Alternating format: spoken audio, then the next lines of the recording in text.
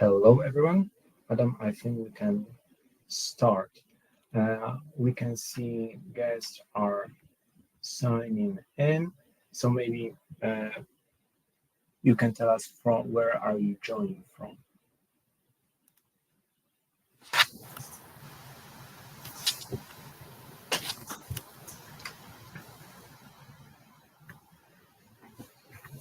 Okay, so hello everyone. Welcome to the presentation about real-time intelligence in Microsoft Fabric. Today we will walk you through elements of Fabric, how to implement real-time, what does it mean real-time in Fabric, and hopefully after this presentation you will be able to try a little bit on your own with those features in Azure and maybe build a real-time dashboard on your own.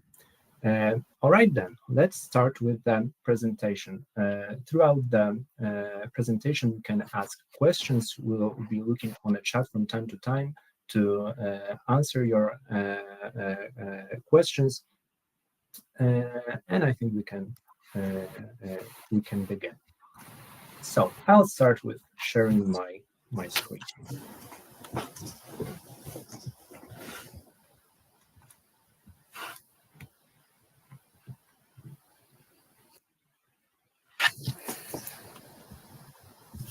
Okay, here it is.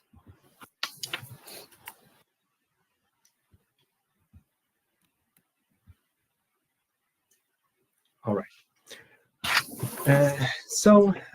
Maybe before we even begin with a short presentation of our company, let's begin with ourselves. Maybe I'll begin. My name is Błażej Latocha. I'm a data architect in OneData. I work mostly on data engineering work streams here in OneData. Because we are a Microsoft partner, we utilize mostly Microsoft tools like Fabric lately, but also Azure tools that are used to data processing. Adam? Hey, so this is Adam, and I'm BI Implementation Manager here in OneData. So I have like 6 years of experience in Power BI. Now I am really focused on learning and developing solutions in Fabric. We are delivering end-to-end solutions within the Fabric environment for our clients, and this is the my main focus area now. So here in OneData, we have a really tight schedule, I would say, so I want to be really quick. But as OneData, we deliver end-to-end solutions for the business. So we work of course, within the Microsoft stack. We develop solutions in Power BI, but also other Power Platform tools like Power Automate and Power Apps. And we have good understanding and expertise in creating backend solutions. So we work as an end-to-end provider. So usually we create solutions for the backend, and then our developers also work on the front end. And what is more, we train our customers on fundamentals and advanced levels. So we train how to work and develop within Power BI desktop. We also work in the field of IoT. So we are creating solutions for supply chain, where you can, for example, have live OEE data, so overall equipment effectiveness data from your floor and your plant, and you can see how the OEE works. All right, let's start with a presentation then. Before we even begin, I'd like to mention that part of this POC case study was prepared by our colleague Mauricy, who is not with us, but he had a huge part with delivering this. So a huge thank you for him. So let's start with a definition of a real time, because it can mean different things for different people.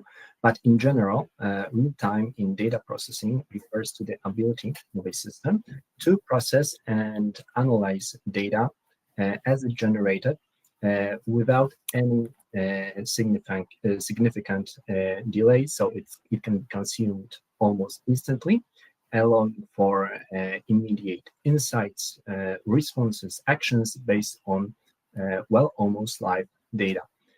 But does a real-time data processing exist? Technically, no, because no system can process data simultaneously. There's always some kind of delay, even a tiny one, in microseconds or nanoseconds.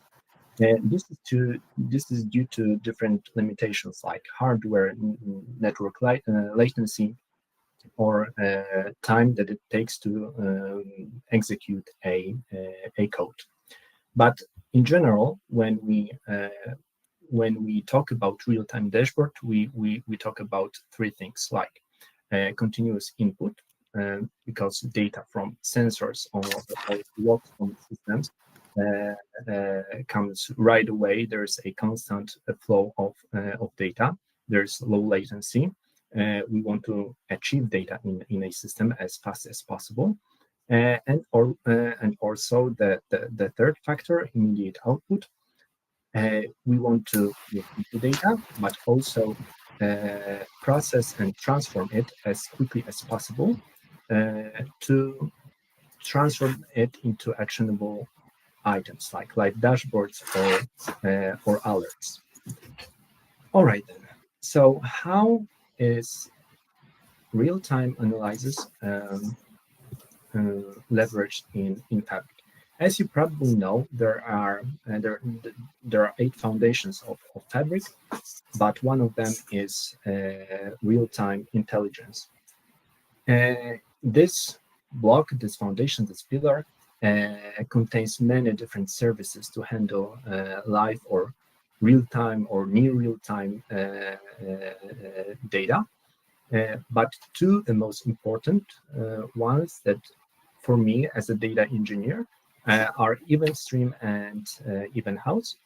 I will be talking mostly about them, but there are also others, like for example, real-time dashboards or Power BI, and more about it you will hear from Adam. And in terms of latency, because we discussed this is a very important feature of real-time intelligence system. The latency in Fabric is from a few hundred milliseconds to up to a few seconds. So it allows us to ingest data almost right away. Okay, and let's go to the case study. It will be easier to get more familiar with the whole system. So let's say there is a logistic company, and there is a manager who owns a fleet of trucks that transport goods all over the Europe. Because there is a very limited shelf life, he needs information about delivery time and potential breakdowns right away. So he needs a reporting system that will deliver live dashboards or alerts that inform him about what's going on with particular trucks. To deliver this solution, we will use Fabric to build end-to-end pipeline and informs the manager about current status. In our graph, we can see trucks that deliver data into IoT system, and then data from IoT system goes into Fabric.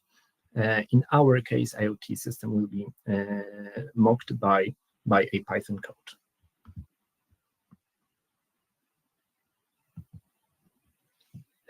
Okay, so maybe before we start discussing pipeline, let me turn off the simulation so data already will be gathering in the backend.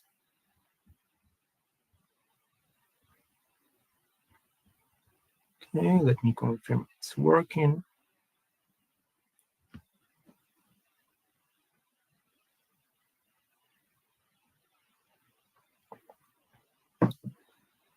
It doesn't want to start. Let's try again.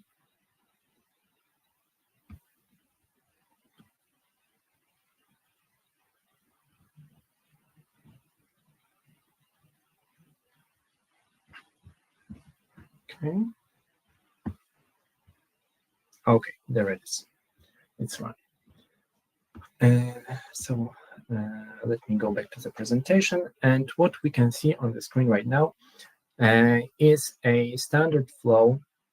It comes directly from a Microsoft web page, and it shows a standard flow of real-time data processing.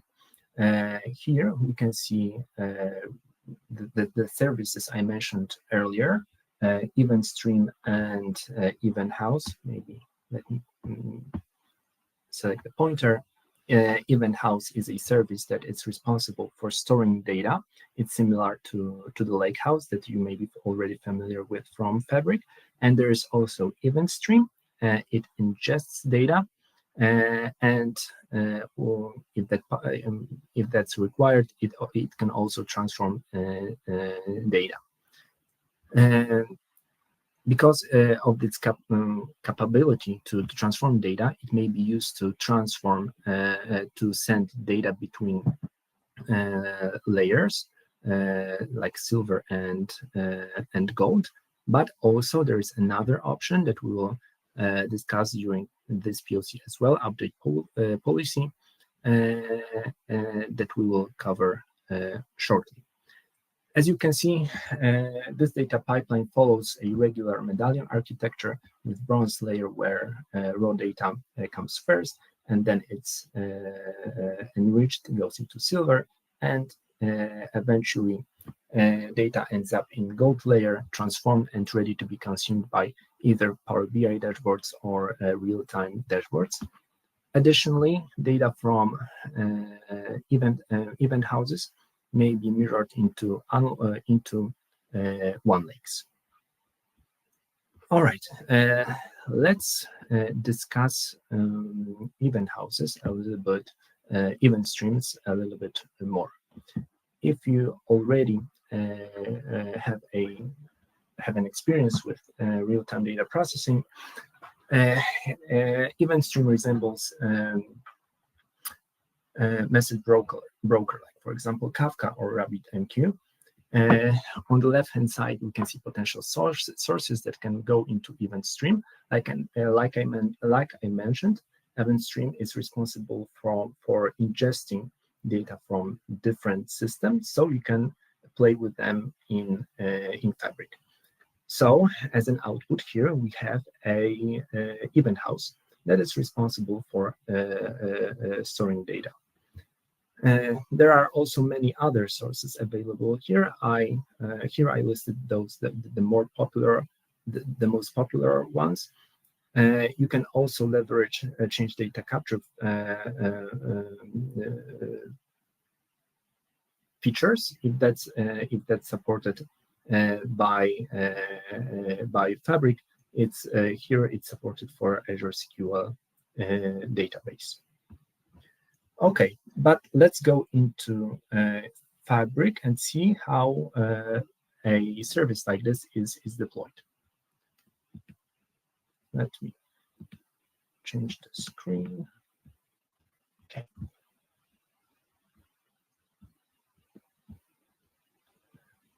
All right, here I have prepared a test. Sorry, not here. The one Eventstream you create just by clicking on a create button, and it looks just like this. And right away you have 3 available sources. In our case study, we'll be using a custom endpoint. because it's the most generic one and available for multiple scenarios. So whenever you create one, you need to provide a name, and it opens a sample sample workflow. There are also those three elements. Here is source, here is preview of data, and here is our target. Additionally, you can also apply transformations. We previewed this pipeline earlier, so we don't need to take much time to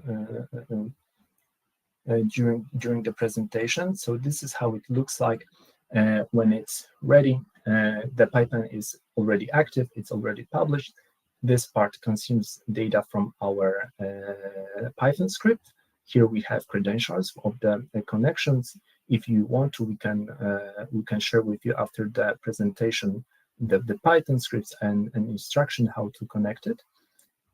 Here we have preview of our live data that is being generated. We need to wait a little bit more for preview. Okay, we'll back here. Oh, no, here it is. So it's just a table with events from tracks. Here we applied a transformation. A great thing about this tool is that it's low code or even no code. So we can build a real-time dashboard without any coding skills. Everything is you can click through GUI. And at the end of the pipeline, we have this last tile that consumes data from the pipeline and pushes it into our bronze layer. So raw unmodified data goes there. We only change column names. So let's go maybe to the event house that is responsible for storing data. What is that? Here it is. Okay, once you open an event house, you can see basic statistics for all your databases. We have already created one for this demo. So once again, you have statistics specific to our case. So we have information about all the tables are currently stored in the event house database. And here's our table. Again, here we have ingestion information, rate, and information about latency, and of course preview of the data. Once we have data in bronze layer, we want to advance it into silver layer. We can do that again using Eventstream, which is a no-code option. But we have here also update policies. So let me present it here on the screen. What are update policies? We can use KQL, which is a language used in event house for managing data, transforming it. And of course, to send data between tables.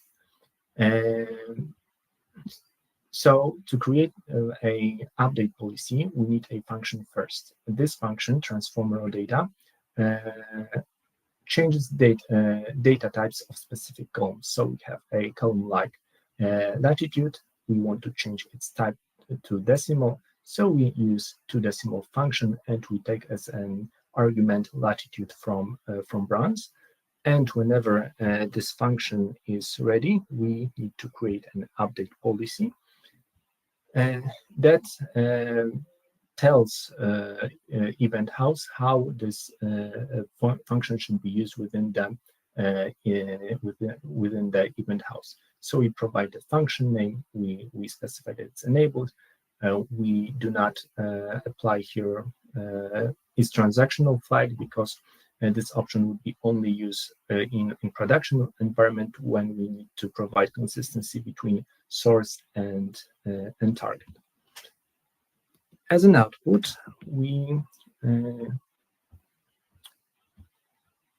we apply this function as an output, we have this table here in the silver layer. There is one more step in data processing. We need to enrich data and display it in Gold layer. For this, we can leverage materialized views, which are also created using KQL. Again, we could still go with an event house and do this and perform this operation without any code. But in this option, we use summarize function to get the latest date stamp. So we display in the real-time dashboard, we display only the latest data, and this is what is called a materialized view. Let's go back to the report. How is it? Yeah, this is, we have just saw the definition of the view, and here is the view itself, and it will be used by Adam in the Power BI.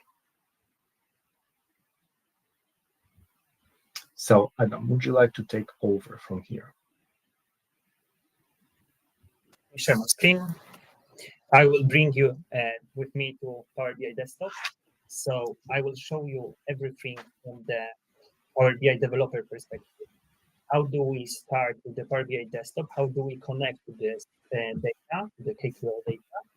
And then how do we move it to Power BI service? What we need to understand and what we need to remember. And then we will be going with the real-time dashboard, which is also a really interesting tool. So let's start with the Power BI desktop.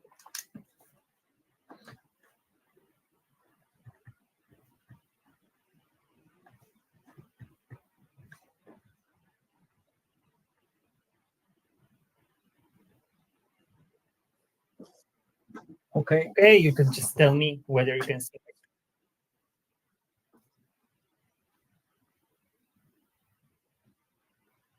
Yep. Okay, I think my screen can be seen. Okay, so to get you on board. So our idea and our use, our demo is about tracks, right? You will see that we have 5 tracks, which can be distinguished by number plates, plate numbers, as you can see here, and they are riding and driving across the Europe. In general, we are showing a presentation of one full day of driving. So it would be from 7 a.m. to 8 p.m., 6 p.m., sorry, but we scaled it, right? So our whole process, so how our data is created, takes 15 minutes. So we can see, as Błażej mentioned before during his part, he started the script, right? So we can see here that the latest data received here is 7:12, right? And our report is set to refresh every 10 seconds. You can see that this part is being updated. And this is the first part, which is really important, which you need to remember when you are creating this kind of report with direct query and live data. You need to set it up properly. So you need to go to the page refresh area here. You need to make it on, and then you can set it up here, right? So you select, for example, 10 seconds.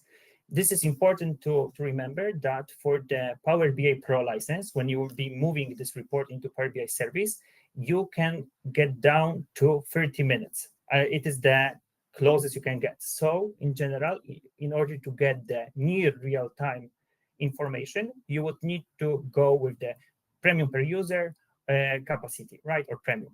So then you are able to go even to the 1 second, right? So then you are really near real time. So how do we get to this view? We can get data from KQL database, as Błażej also showed us before. We go to the get data, we go to the more, and we seek for the Fabric, Microsoft Fabric area here. You can see that here we can select KQL database, we click connect, and then when you have proper access, then you should be able to access the specific database, right? Then you just simply click connect,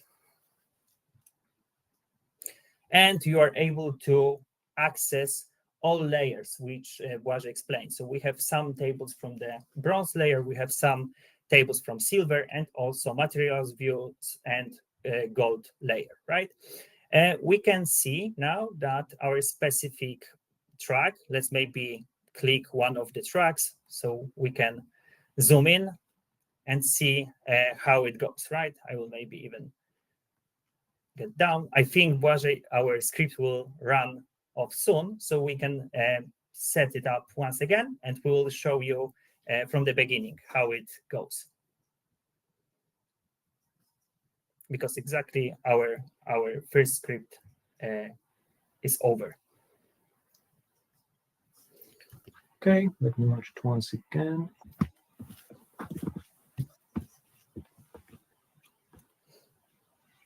And here it runs. I will simply refresh.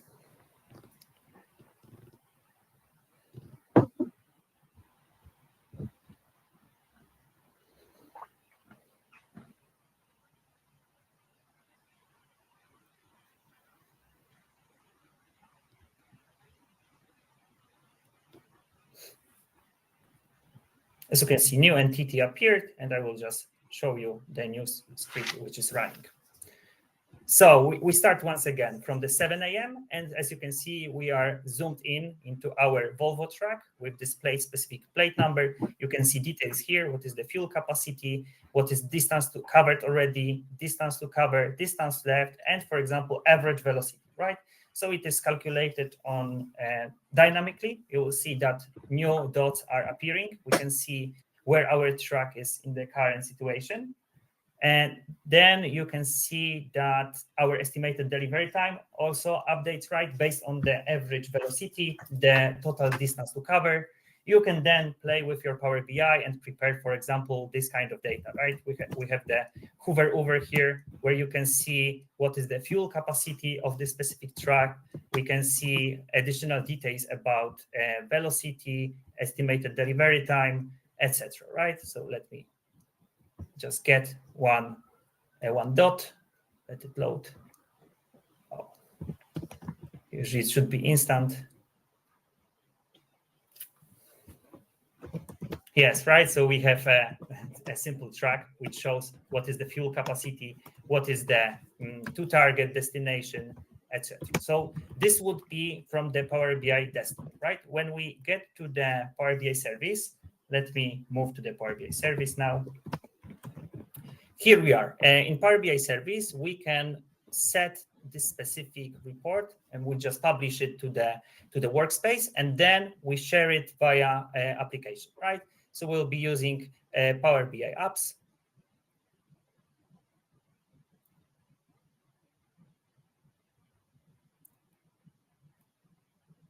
I'll give it a second. I think it froze, yeah.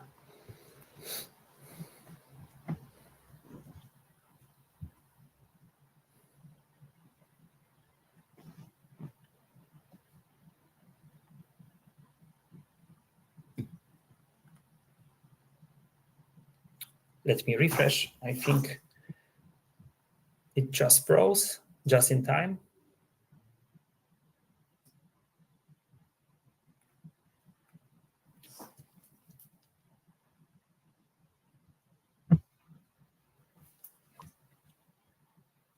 Okay, and there we have the same report. The similar setup is required. As I mentioned, the licensing is so for the Power BI Pro, you are able to refresh your data every 30 minutes. So it won't give you this near real-time experience. But if you go to the premium per user or premium capacity, you are able to get down up to up to 1 second. But what is really near real time, and even we called it real-time dashboard, as you can see here, you can set a new entity within Microsoft Fabric, which is called exactly real-time dashboard. And this looks as here. Let it load for a second.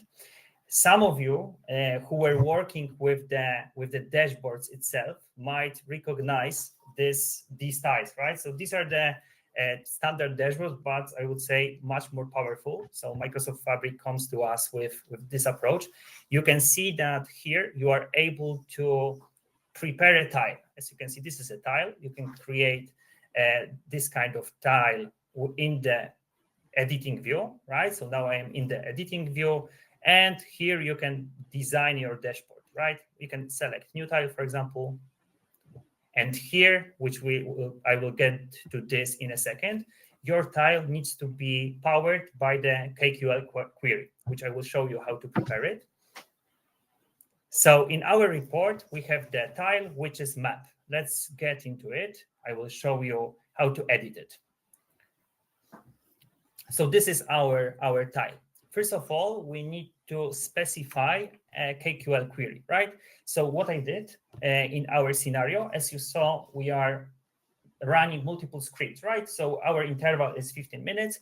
So what I made sure we have always access to the latest simulation, right? So here we have the maximum for simulation start time, and we have it inside the summarize function. What is more, we are having track ID parameter. This is something which is really important to understand when working with these real-time dashboards, because these are tiles. So in order to feel like you are able to filter something or dynamically change, right? For example, we want to select a specific track. So let me show you how this looks like as the final touch, I would say. And in a second, we will design it together. So here you can see on top that we have parameters. So track ID. So we have every single track now, right? This is similar as a slicer or anything known from the Power BI. But then I can select, for example, one of the IDs, the 11th. And our tile should be adjusted to the 11. As you can see, now we are tracking the one of our tracks in Poland, which is going from Gdańsk. Our refresh rate here, I can maybe change it from auto center, so then we can easily zoom in.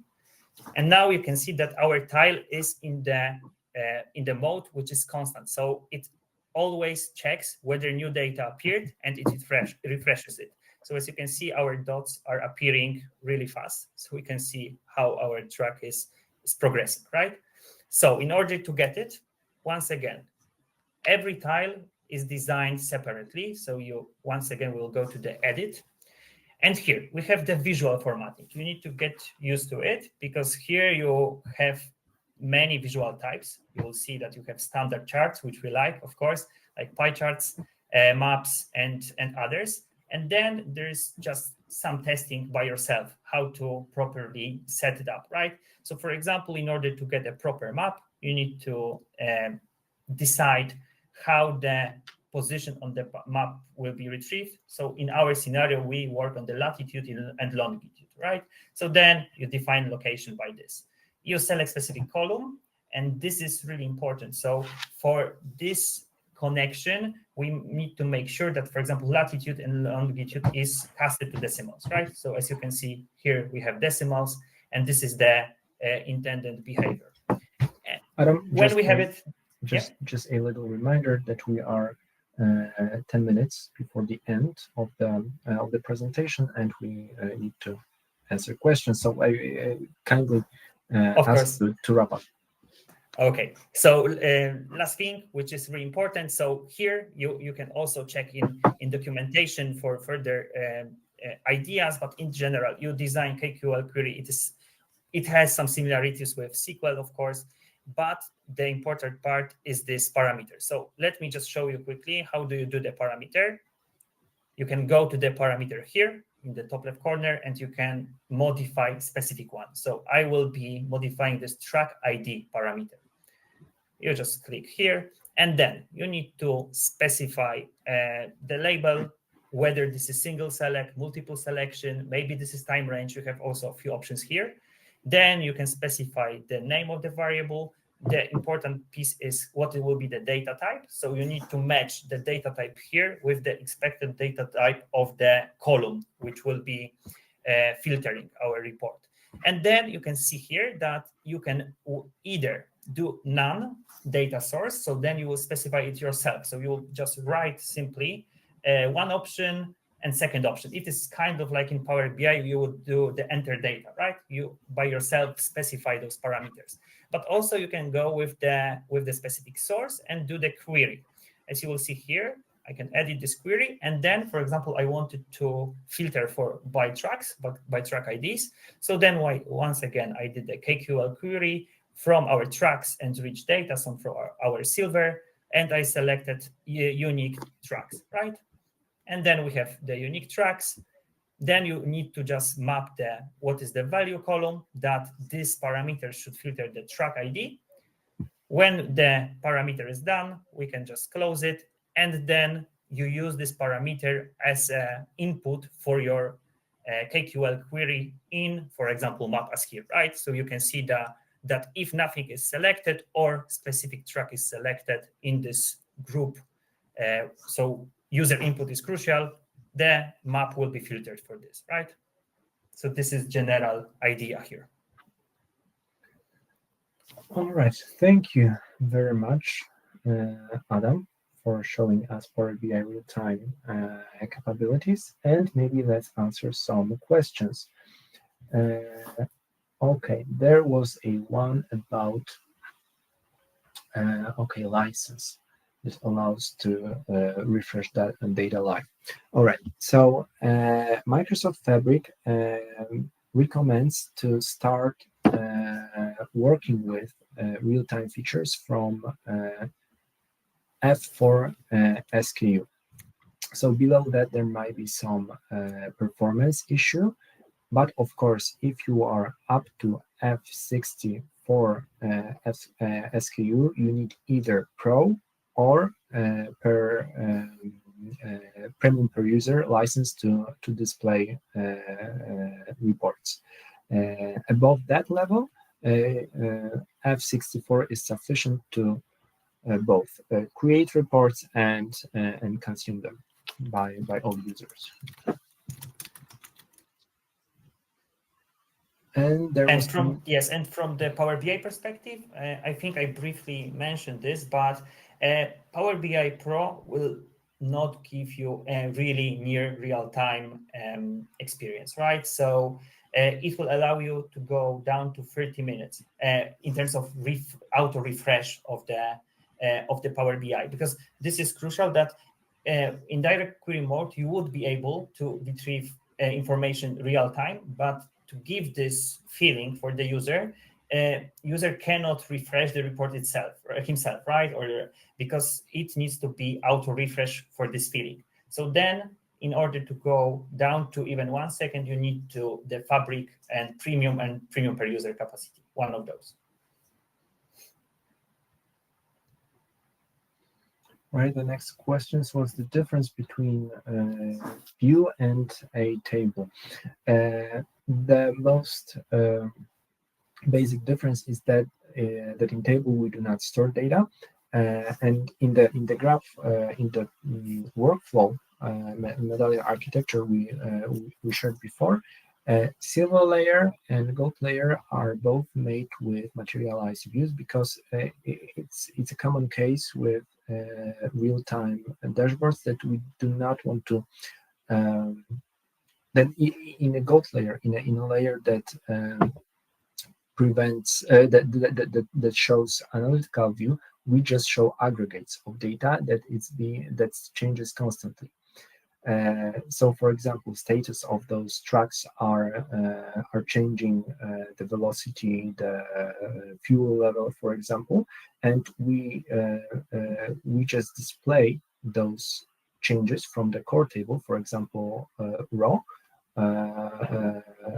bronze table, without storing those changes. We just display them using different set of transformations. But we do not don't want to store every output from those transformations, because we would get a lot of data in those tables.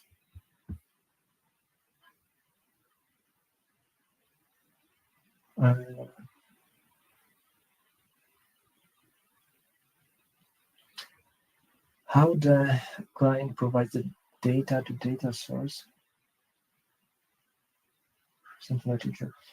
Well, it really depends on your case, because Fabric starts to work if you have data. It just have this capability to consume real-time data, but you have to have something that generates it. For example, an IoT system that sends data from different trucks, or maybe equipment on the production line, into Fabric endpoint, and Fabric takes over from there, and it starts to analyze data. It stores data and shows it as, for example, real-time dashboard that Adam presented.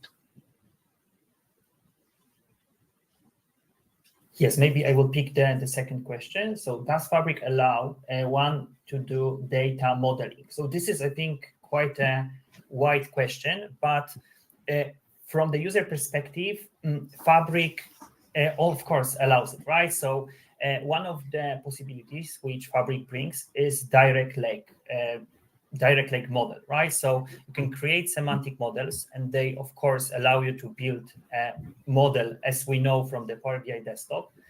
But then also it allows to connect to the lakehouse directly. So even in our scenario, maybe I can quickly share my screen once again for just a minute. I can show you that even though I connected to Fabric, the piece of Fabric, which is KQL database, but you can see that I could easily, even in this direct query mode, make some connections here, right? So what I took is the vehicles clean data, which would be our master data. We have one of the views, which is last track information, right? This is the table which stores the latest available information about our tracks, but also tracks clean data, which is our silver layer table, which contains the history of every place where our truck sent our GPS information, right? Okay. I don't know if this answers the questions. And what's more, if you can also use joins in Eventstreams. So if you want to join data in Fly, you can also use that capability within an Eventstream.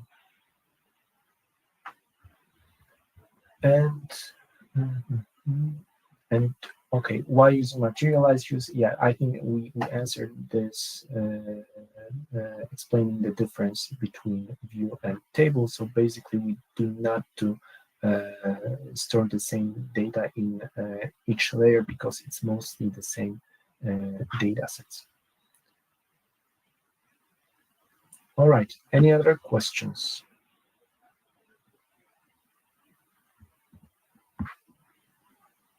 Via email, yeah. So there is a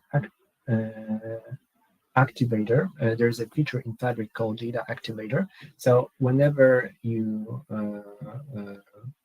when you can specify an alert based on data, like data hits specific thresholds, it triggers an alarm or email notification, and after that, of course, the email is sent to your email account. Yes, but I think briefly we also showed this possibility with this real-time dashboard, right? So whenever data gets into Fabric, by the process which Błażej described, you can create this real-time dashboard, which I showed previously with this map, right? And you could see that as long as the GPS data is transferred to the Fabric, even every 2 seconds, then you can see this on your dashboard also every 2 seconds, right? So then you don't even need the email. You have the real-time data scenario within Power BI service within the Fabric, right? Mm-hmm. Maybe I will pick also the question about other real-time reporting. So this is also a good question. From my perspective, this is really, I would say this which we showed is really specific and only one of use cases for Fabric, right? The biggest Fabric use case would be the whole transformation of the architecture, right? So I can tell from my perspective that what we were doing, we were using the infrastructure with Synapse, right? So we had the Synapse database, and then we were creating reports based on the Synapse. Now we are in the process of migrating into Fabric completely. So we want to at least get rid of the Synapse and store data within lakehouses in our Fabric capacity, right? What it gives us. First of all, we have everything in the one place, but the most powerful, from my perspective, as I'm working with this now, is the direct lake mode, right? So direct lake mode allows you to create a dedicated, for example, this is our approach, dedicated semantic models for the specific area, which are then directly connected to Lakehouse. And when users are working with the reports on top of these models, you get really optimized performance because data is being read directly from the Lakehouse, right? So this would be one of the biggest advantages of Fabric. Yeah, so basically you can create regular data warehouses or lake houses, and this is the biggest advantage of Fabric. And the thing we showed today is kind of a niche because there are not that many use cases for real-time reporting, but we wanted to show this as something interesting and maybe more catchy than a regular reporting. All right. Can the report be shared and used by other users who have lesser license? It's like Adam mentioned. It really depends on a tier of Fabric you're using, because with F64 you don't need any additional licenses to consume reports in Fabric. But if you have something smaller than that, you need either Power BI, either Pro license or premium per users. Of course, for every user who will be consuming reports. Okay, another one. And when it comes to the data transformation processes, do you handle it in Power BI or previous step? No, we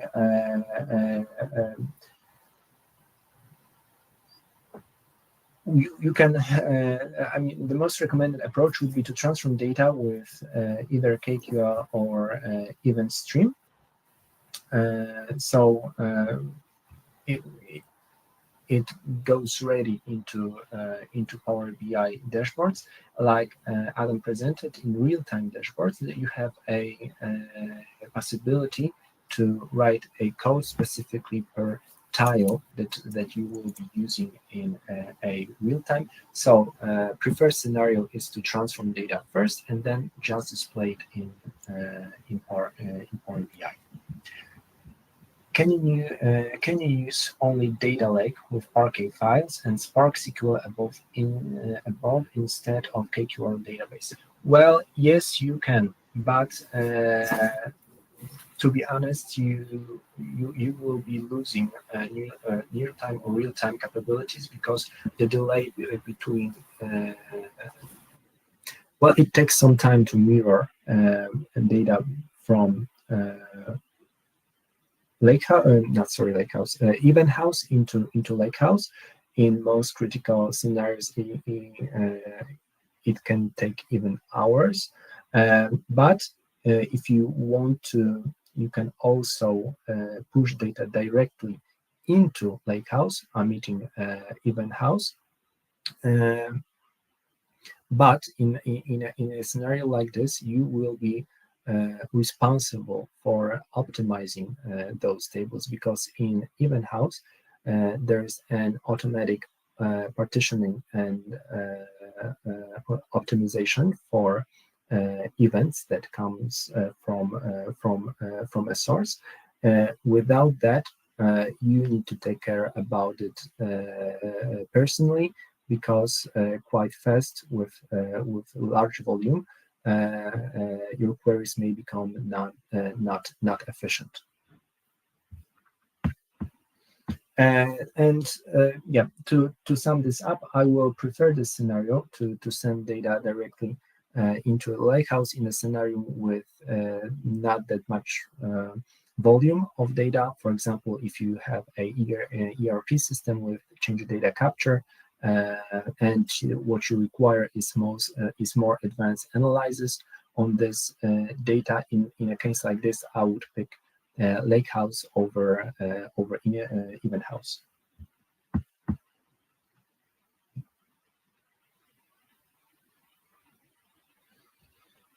All right, and it seems this was the last question. So I think Adam will be wrapping up. So thank you very much for attending this webinar, this event.